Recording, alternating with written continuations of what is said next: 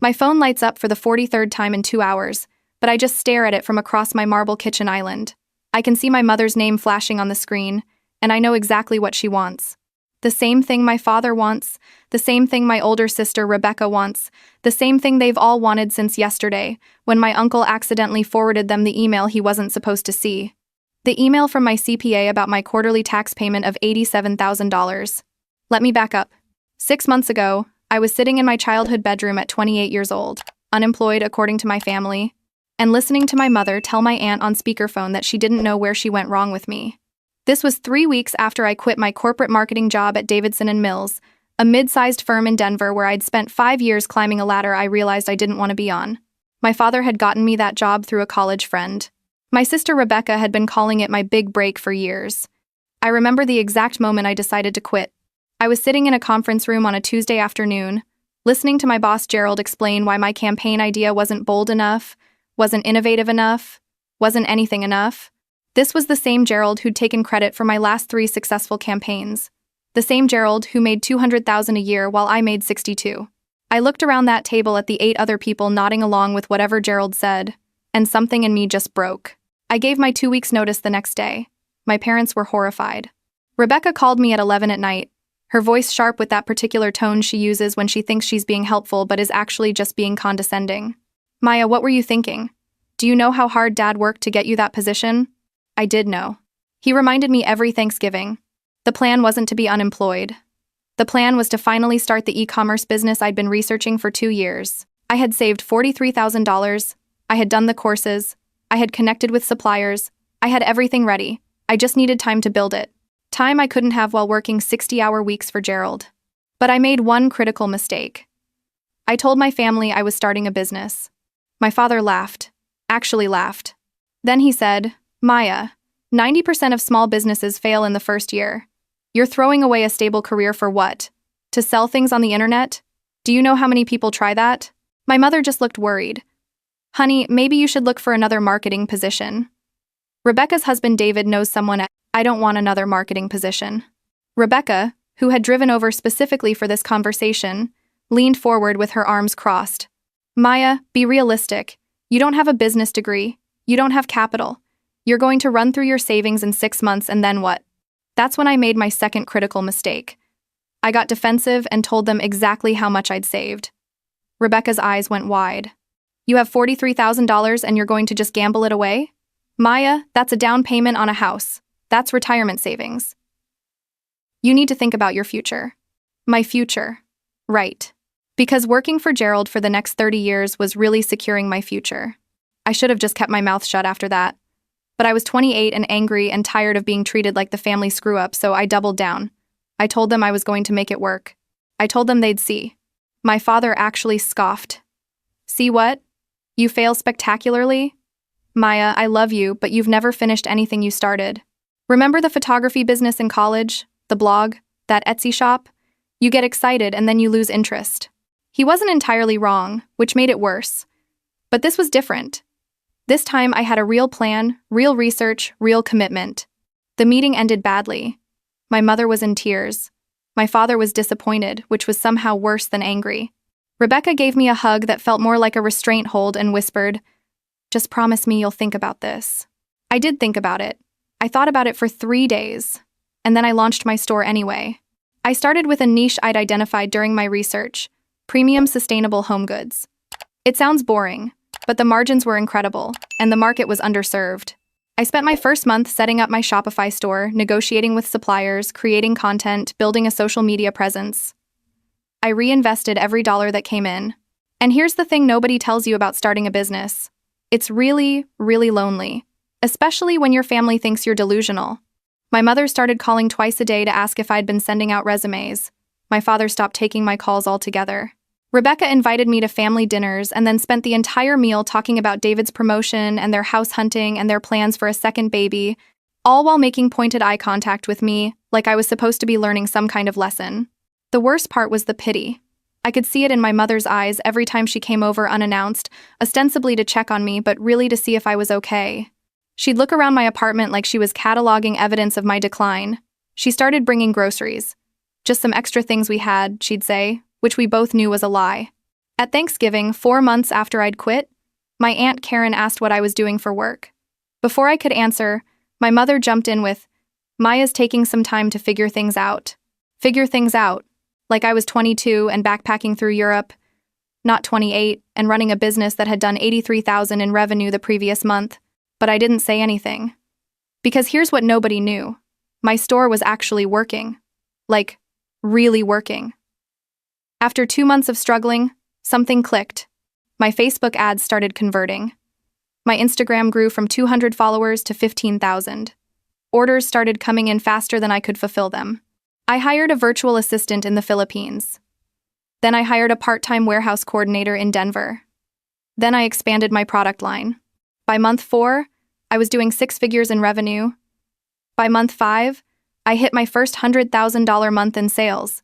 My profit margins were sitting at 38%, which meant I was taking home more monthly than I'd made in an entire year at Davidson & Mills, and I told absolutely no one. Why?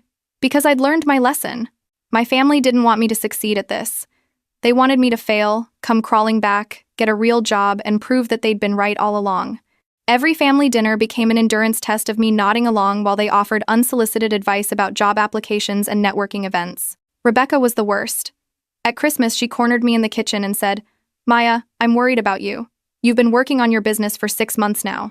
At what point do you admit this isn't working?" I was wearing a $20 sweater from Target. She was wearing Burberry. Behind her, through the kitchen window, I could see her Mercedes in the driveway. My 10-year-old Honda Civic was parked on the street. "It's working fine," I said. She gave me that look. That Rebecca look. "Honey, you can't even afford Christmas presents this year. Mom told me you made everyone handmade gifts because you're being mindful of spending." I had made handmade gifts. I'd spent 6 hours making custom photo albums for everyone because I thought it was thoughtful. I could have bought them all Rolex watches if I'd wanted to. But I was being smart. I was reinvesting in inventory. I was building something sustainable. "I like making things," I said. "Maya." She put her hand on my arm, her voice dropping to that therapist tone she uses. "There's no shame in admitting something isn't working. David's firm is hiring." I could put in a word. "You're smart and talented. You just need to apply yourself in the right direction." The right direction. As if her direction was the only direction. I spent New Year's Eve alone in my apartment, fulfilling orders while my family celebrated at Rebecca's house without me. I hadn't been invited. My mother had called to say, "We thought you might want a quiet night since you've been so stressed with everything." Everything. Like my thriving business that was now generating $200,000 in monthly revenue was nothing. January was when things got interesting. I'd been contacted by a boutique hotel chain that wanted to carry my products. The deal was worth $300,000. I also got approached by a lifestyle influencer with 2 million followers who wanted to do a collab. My profit that month was $97,000. After taxes, I took home about $68,000. That's when I made a decision. I was done hiding. Not because I wanted to prove anything to them, but because I was exhausted from pretending. I was tired of wearing cheap clothes to family dinners. I was tired of parking my Honda on the street when I could afford a Tesla. I was tired of living like I was broke when I wasn't.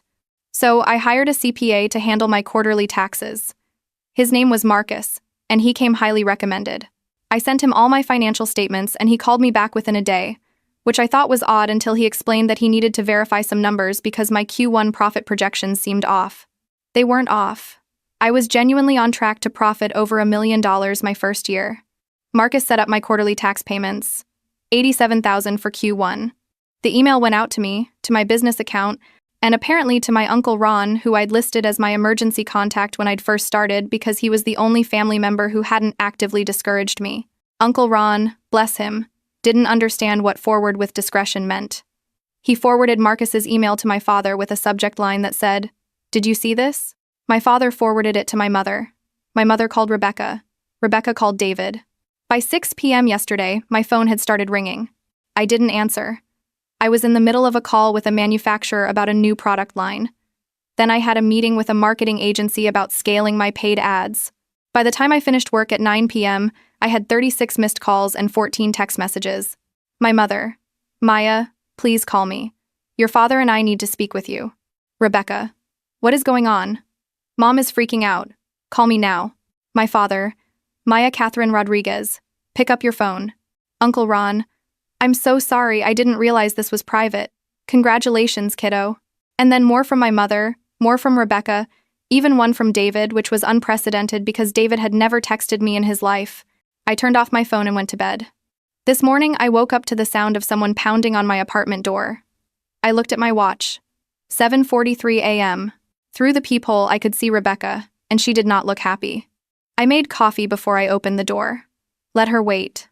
When I finally answered, she pushed past me into my apartment. Are you kidding me right now? You've been ignoring Mom's calls for 16 hours. She's convinced you're in trouble. I'm not in trouble. Maya, we saw the email. The tax payment. $87,000? She said it like an accusation. What is going on? Where did that money come from? I took a sip of my coffee. My business. She stared at me. Your business. Yeah, my e-commerce store. The one I started 7 months ago. The one you said would fail. You're paying $87,000 in quarterly taxes from a business that's only 7 months old? Yep. I watched her brain work through the math. If I was paying $87,000 in taxes, that meant I'd profited around $350,000 in Q1. Maybe more, depending on my deductions. That's not possible, she said. And yet, Maya, if this is some kind of scam, if you're in trouble, Rebecca, I'm not in trouble. I'm doing well. Really well. Better than I ever did at Davidson and Mills. She looked around my apartment like she was seeing it for the first time. It was the same apartment I'd had for 3 years. Same furniture. Same layout. I'd specifically not changed anything visible because I didn't want to draw attention. But you drove here in your Honda. You wore a Target sweater to Christmas? You said you couldn't afford presents? I didn't say I couldn't afford presents. I said I was being mindful of spending. There's a difference. Her face was doing something complicated. Confusion, disbelief, and something else. Something that might have been anger. You've been lying to us. I haven't been lying. I just haven't been sharing. Why not? Maya, do you have any idea how worried we've been? Mom has been losing sleep thinking you're going to end up homeless. Dad thinks you're in denial about the business failing. We've all been. Waiting for me to fail? I finished for her. She stopped. That's not fair. Isn't it, Rebecca? At Christmas, you offered to get me a job at David's firm. You said I needed to apply myself in the right direction. At Thanksgiving, Mom told Aunt Karen I was figuring things out. Dad hasn't returned my calls in 6 months. You all decided I was failing before I even started. Because you have a history of not finishing things. I know. Dad said the same thing. But maybe I didn't finish those things because they weren't right for me. Maybe this is different because this is actually mine. She opened her mouth, closed it, opened it again. You still should have told us. Why? So you could tell me I was doing it wrong? So Dad could explain why my numbers didn't make sense? So you could offer more advice about real jobs? We're your family. Exactly, you're my family, which is why it hurt so much when you didn't believe in me. The silence stretched between us. I could see her processing, recalibrating. This wasn't how she'd expected this conversation to go. She'd come here to save me, and instead, she was finding out I didn't need saving. How much are you making? She finally asked. I'm not discussing my finances with you. Maya. No. You don't get to show up here, accuse me of lying, and then demand my financial details. That's not how this works. She pulled out her phone. I'm calling Mom. Go ahead. She did. She stepped into my bedroom for privacy, but my apartment has thin walls. I could hear her side of the conversation. She's fine. More than fine. Yes, the email is real. I don't know. She won't say. A lot, I think. Mom, I don't know. She's being really weird about it. Weird. I was being weird by having boundaries. She came back out 10 minutes later. Mom and Dad are coming over. Dad's taking a half day. Great. You don't have to be like this. Like what? Cold. Distant. We're happy for you, Maya. I looked at her. Really looked at her. Are you? Because you don't sound happy. You sound angry. I'm not angry. You're something. She grabbed her purse. They'll be here at noon. I suggest you figure out how to have a normal conversation because Mom is very upset. She left. I finished my coffee and got ready for the day. I had 3 vendor calls scheduled and a product photo shoot at 2 p.m. I wasn't canceling my workday because my parents wanted an emergency meeting. But I did shower and put on something nicer than my usual leggings and sweater. Not because I was trying to prove anything, but because I had that photo shoot later, and I wanted to look put together. I was in the middle of my second vendor call when my doorbell rang. Noon exactly. My parents were nothing if not punctual. I muted my call, opened the door, gestured them inside, pointed to my laptop indicating I was working, and went back to my call. My mother looked like she'd been crying. My father looked like he was about to interrogate someone. They sat on my couch and waited. I wrapped up the call 15 minutes later. Neither of them had moved. Sorry about that, I said. Work call. Work call, my father repeated. He said it like he was testing the words. My mother stood up and hugged me hard. Maya, sweetheart, why didn't you tell us? Tell you what? That you were doing well. That the business was working. We've been so worried. I extracted myself from the hug. You were worried because you assumed I was failing. If I'd told you I was succeeding, you would have told me I was being overconfident. That's not true, my father said, but his voice lacked conviction. Dad, in the 7 months since I started my business, how many times have you asked me how it was going? He paused. You never wanted to talk about it. I asked you multiple times if you wanted to hear about what I was building. You changed the subject every single time. My mother sat back down. We were just trying to protect you. From what? From disappointment? From failure? Maya, you're our daughter. We didn't want to see you hurt. So instead, you hurt me by not believing in me at all. The room went quiet. My father cleared his throat. The tax payment. $87,000. Is that real? Yes. That means you profited. Around $350,000 last quarter, give or take. This quarter is looking better. My mother gasped. My father's face went through several expressions at once. How is that possible? He asked. I worked 80-hour weeks for 7 months. I reinvested everything. I learned from people who'd already done what I was trying to do. I focused on high-margin products in an underserved niche. I got lucky with timing. I tested constantly. I failed at a lot of things but learned from each failure. Should I keep going? Maya, this is incredible, my mother said. We need to celebrate. We need to tell everyone. Rebecca should have her marketing firm. No. They both looked at me. No, what? My father asked. No, I don't need Rebecca's firm. No, I don't need to tell everyone. No, we're not celebrating. Why not? My mother looked genuinely confused. Because now that you know I have money, suddenly I'm worth celebrating? Suddenly my business is real? Mom, 3 weeks ago you brought me groceries because you thought I was too proud to ask for help. Dad hasn't returned my calls since October. Rebecca offered to get me a pity job at David's firm. And now that you've seen one tax document, everything changes? You're being unfair, my father said. Am I? Because from where I'm sitting, you all decided I was a failure and treated me accordingly. You didn't support me. You didn't encourage me. You actively discouraged me.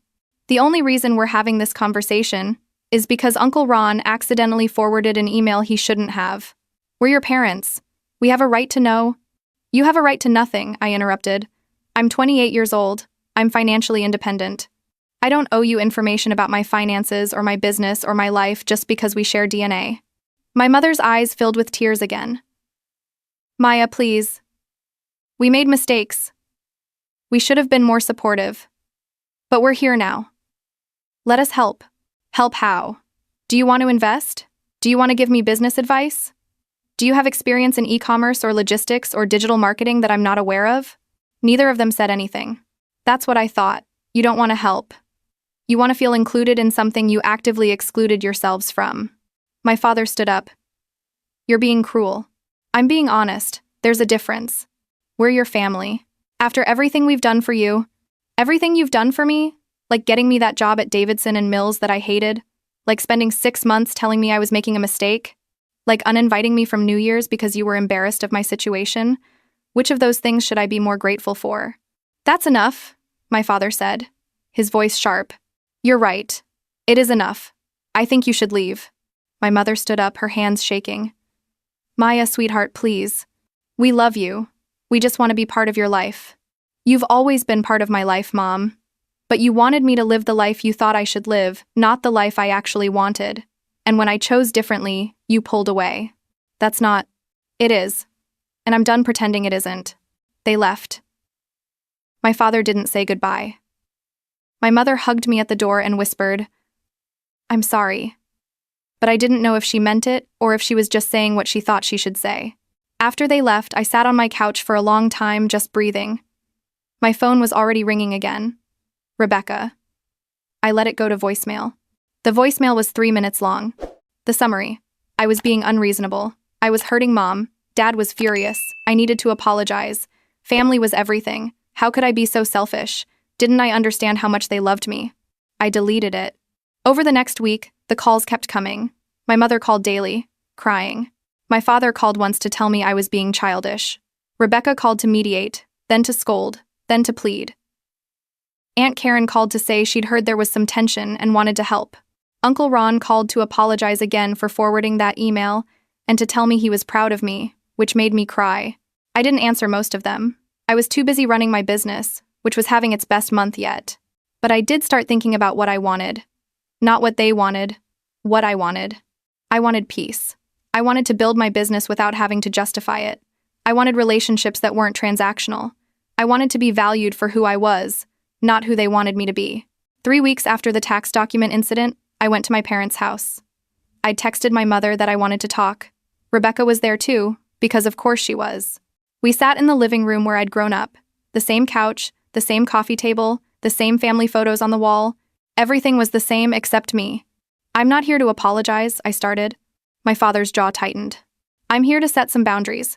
First, my business is my business. I will share what I want to share, when I want to share it. I don't owe you financial details or business metrics or growth projections. Second, I need you to stop treating me like I'm a project that needs fixing. I'm not broken. I'm not lost. I'm exactly where I want to be.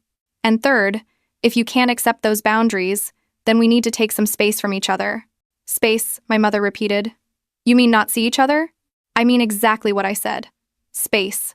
Time apart to figure out what kind of relationship we can actually have. This is ridiculous, Rebecca said. You're punishing us for caring about you. I'm protecting myself from people who made me feel worthless. There's a difference. We never made you feel worthless, my father said. I pulled out my phone. I'd known this would come up, so I'd prepared. I opened my notes app and started reading. October 15th. Dad, you said, Maya, I love you, but you've never finished anything you started. November 3rd. Rebecca, you said, at what point do you admit this isn't working? December 20th. Mom, you told Aunt Karen I was taking time to figure things out instead of telling her I was building a business. December 27th. Rebecca, you said I couldn't even afford Christmas presents and offered to get me a job because I needed to apply myself in the right direction. January 2nd. Mom, you uninvited me from New Year's because I was too stressed. I looked up. All 3 of them were staring at me. Should I keep going? Because I have 7 months of this. The silence was heavy. Finally, my mother spoke. We didn't know you were keeping track. I wasn't keeping track. I was trying to remember who I was before you all convinced me I was failing.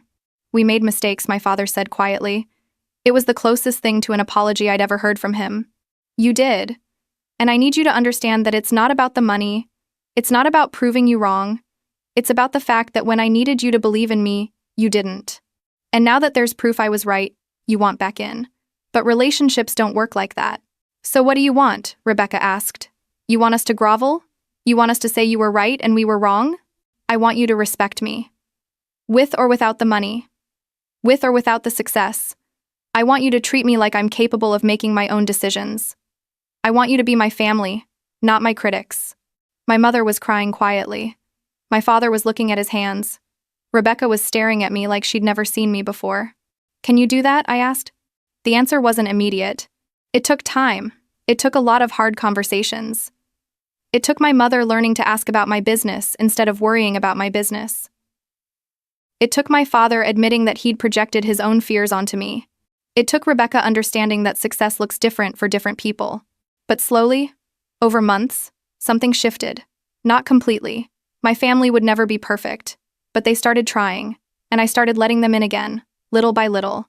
I did hit $1 million in profit my first year. I hired 4 full-time employees. I moved into a bigger apartment. I bought myself a Tesla, which I parked right in front of my parents' house the first time I drove it over. My father actually smiled. And last month, when I signed a deal with a major retailer that's going to triple my revenue, I called my mother first. She cried happy tears this time and asked if she could tell everyone. I said yes. Uncle Ron sent me a congratulations card with a $100 bill inside and a note that said, I always knew you'd make it, kiddo. Sorry about the email, though. I framed it. Looking back, I don't regret keeping my success quiet for those 7 months. I needed that time to prove something to myself, not to them. I needed to know that I could do this, that I wasn't the failure they thought I was. And maybe they needed to learn that their version of success wasn't the only version that mattered. My therapist, who I started seeing around month 3 of all this, calls it redefining family dynamics. I call it finally setting boundaries with people who love me but didn't always like me. Either way, I'm here now, 29 years old, running a multi-million-dollar business from my laptop, and finally feeling like I don't owe anyone an explanation for my choices. My phone just buzzed. It's Rebecca. The text says, "Proud of you, little sis. Also, can you teach me about e-commerce? David's thinking about starting something." I smile and type back, "Happy to help, but I charge consulting fees now." She sends back a laughing emoji. Some things change, some things don't, but at least now, we're honest about both.